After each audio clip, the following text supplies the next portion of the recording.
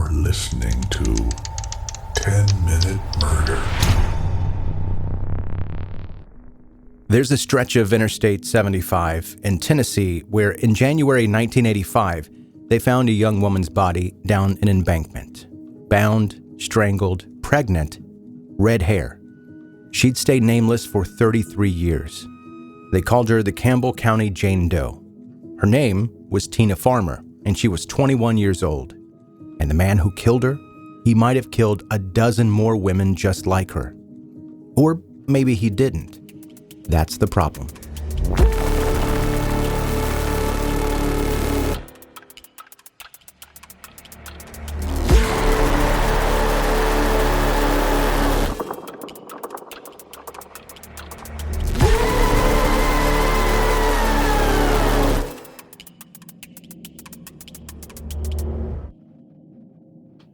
Between October 1978 and 1992, someone was killing women with red hair and leaving them along highways across the American South.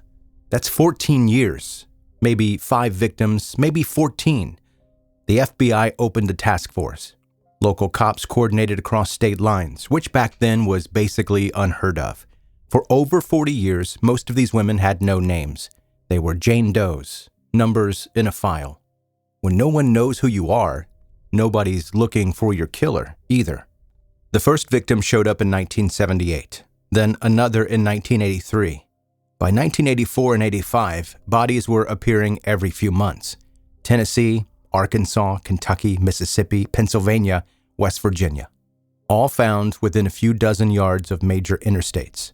I-75, I-40, I-24. Women in their teens, 20s, 30s. All with reddish hair, mostly strangled, some beaten. A few left partially clothed or naked. One was stuffed inside a refrigerator and left on the side of the road. The pattern was obvious, a mobile killer, probably a trucker, they assumed, someone who spent his days on these long southern routes, picking up women who were hitchhiking or working the truck stops, women whose families might not even know they were dead. The media gave him a name, the Bible Belt Strangler. We give the killer a nickname, a brand. Meanwhile, the women stay anonymous. Let's talk about why these women stayed unidentified for so long. Bad forensic science played a role. Who they were played a bigger role. Most of the Redhead murder victims were transient, hitchhikers, sex workers, women who'd been estranged from their families, women who existed on the margins of society in a way that made them invisible. In the 1980s, if you were a woman working the streets or hitching rides on the interstate, the system wasn't set up to protect you. When you went missing, there wasn't a whole lot of urgency to find you. Not that they're falling all over themselves to find you nowadays. Lisa Nichols was 28 when her body was found along I-40 near West Memphis, Arkansas, in September 1984. She was estranged from her family. She got identified pretty quickly through fingerprints in 1985. Tina Farmer was found in January 1985 near Jellicoe, Tennessee. Tina was 21. She was pregnant. She was bound and strangled and left down an embankment off I-75. She stayed nameless until 2018, 33 years. Why? Because nobody reported her missing. Because she'd been living on the road. Because she was the kind of person the system was built to overlook. In 2019, investigators with the Tennessee Bureau of Investigation finally got a DNA match. The man who killed Tina Farmer was Jerry Leon Johns, a truck driver with a violent history. Exactly the profile everyone had suspected. In March 1985, just 2 months after Tina's body was found, Johns kidnapped another woman. Her name was Linda Shackey, and she was a redhead. He bound her, strangled her with a piece of fabric ripped from her own t-shirt, and dumped her in a storm drain near I-40. Linda survived. She testified against him. Johns got convicted of aggravated kidnapping and assault in 1987, and he went to prison. He died there in 2015, 4 years before the DNA linked him to Tina. Linda's testimony is critical. She's the only person who lived through an encounter with Jerry Johns and can tell us exactly what he did, how he operated, how he picked up his victims. Her account gives us the clearest picture we have of his method, and it matches what happened to Tina almost exactly. Did Jerry Johns kill all of them, or just Tina. Special Agent Brandon Elkins with the TBI has been clear about this. They've made a positive connection between Jerry Johns and Tina Farmer. They've made a positive connection between Johns and Linda Shackey. They haven't connected him to any other Redhead murder victims. Espy Pilgrim, who was found in Kentucky in April 1985, Tracy Sue Walker, who was 15 and found in Jellicoe that same month, Michelle Inman along I-24 in Tennessee in March 1985. The inconsistencies are the problem. Some of these women were strangled. Others were beaten to death. Some were found clothed. Others weren't. The dump sites were similar. The methods varied enough that investigators have considered the possibility that multiple killers were working the same routes, targeting the same kind of woman. The interstates in the South in the 1980s were crawling with truck drivers, thousands of men moving through the same corridors every week. If you're a predator and you're looking for vulnerable women, truck stops and highway on-ramps are a target-rich environment. More than one guy could have figured that out. We don't know. Jerry Johns killed Tina Farmer. That's a fact.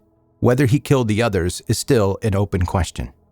In 2018, before the TBI even announced the DNA link to Jerry Johns, a high school teacher in Elizabethton, Tennessee named Alex Campbell started a sociology project with his students. The goal? Profile the Redhead Murders killer. Where was this kind of club when I was in high school?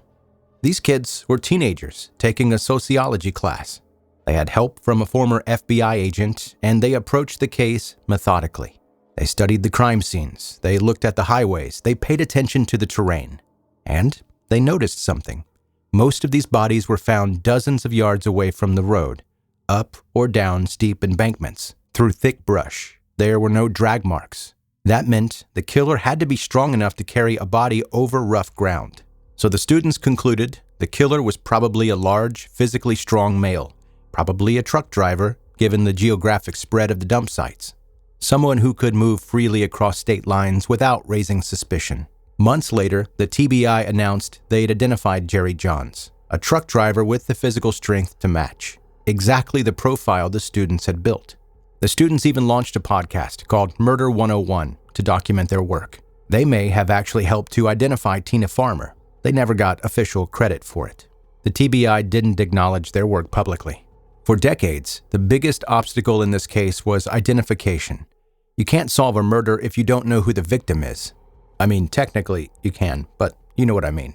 In the 1980s, if a woman didn't have ID on her and nobody reported her missing, she stayed a Jane Doe. The forensic science caught up. In the early 2000s, DNA technology advanced to the point where investigators can pull usable profiles from old evidence. By 2018, investigative genetic genealogy, or IgG, became a game changer. IgG takes DNA from a crime scene and uploads it to public genetic databases like GEDmatch. Then, genealogists build family trees, working backward from distant relatives to identify the victim or the perpetrator.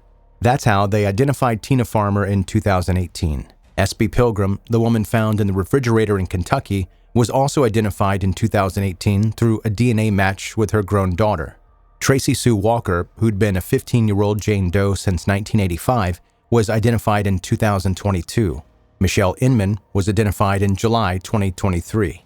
These identifications gave families answers after 30, 40 years of not knowing. Being Espy Pilgrim's daughter, finding out through a DNA test that your mother had been dead since 1985. That's the human cost of these cases. That's what gets lost in the headlines. Tina Farmer's killer is dead. Jerry Johns died in prison in 2015. The others, Espy Pilgrim, Tracy Sue Walker, Michelle Inman, Lisa Nichols, we still don't know who killed them. We don't know if it was Johns and the DNA evidence hasn't caught up yet, or if there were other men out there doing the same thing at the same time. There still might be more victims we don't know about. The FBI task force estimated between 5 and 14 murders. That's a pretty big range. It suggests there are Jane Does out there who fit the pattern and were never officially connected to the case. The Redhead murders aren't fully solved. They're partially solved. One confirmed killer, multiple victims, a lot of unanswered questions about who else might have been out there on those highways hunting women nobody was protecting. This case matters because it exposes how the system fails certain people. These women were poor, transient, living on the margins. They were killed and then erased. For decades, they didn't even have names. It took 40 years and brand new technology to force us to remember them. The Redhead Murders are a reminder that all victims don't get the same attention. All cases don't get the same resources. Sometimes justice takes 40 years because nobody thought the victim was worth the effort. Now we know their names. They were real people. They mattered. Their stories deserve to be told.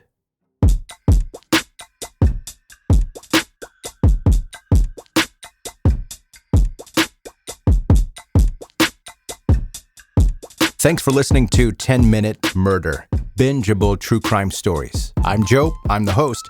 And by the way, I haven't mentioned this in a while, but if you like the vibe of this episode and you like the vibe of this whole podcast, I do another one. It's called 10-Minute Mystery.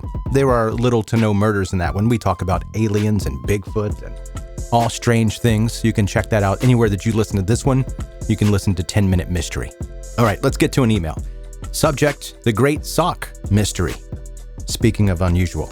Hi, Joe. People talk about missing socks like it's a joke, but I'm missing 7 in a week. I think my washing machine is committing crimes. Can you walk me through how a grown adult reports a non-human suspect? Genuinely puzzled, area in Iowa. And if this isn't the strangest email I've ever gotten, listen, area, I can kind of solve this for you. Let me ask you a question. Do you have a dog? If so, check your backyard. For the longest time, I was just buying socks like crazy. I thought, what's happening to all of my socks? I even started buying the exact same pair of socks. Like I'd buy them in bulk. And that's kind of a life hack too, by the way, because you don't have to spend time matching socks if you're just buying the same exact looking sock every time. But I was still missing socks. I'm like, where are these socks going? And I went into the backyard one day, like in the corner of my backyard where I didn't really go that often, found like 4 socks. My dog had been taking them outside. So I can tell you, if you have a dog, that's probably the culprit. If you don't have a dog, you're being burgled by a sock burglar. Human or non-human, I don't know. Thank you for the email. Hey, if you're a brand new listener to the podcast, welcome in. Put your feet up, get comfortable. There are literally hundreds of episodes for you to binge on. You can go to 10minutemurder.com, learn more about the podcast, send me an email. You can check out the murder blog and also sign up for the weekly 10-Minute Murder newsletter. I send that out on Mondays and it gives you kind of a look forward to the week, the cases that I'm going to be covering on the podcast. I don't ever talk about that here. So if you're curious about what's coming up that week, that's the only real way that you can do that. Sign up for the weekly newsletter that comes out on Mondays. You OG listeners, I love you so much. Keep sharing this podcast with your friends and your family, anyone you think could be into brief, bingeable true crime. And that's going to do it. Thank you again for listening to 10-Minute Murder. See you next time.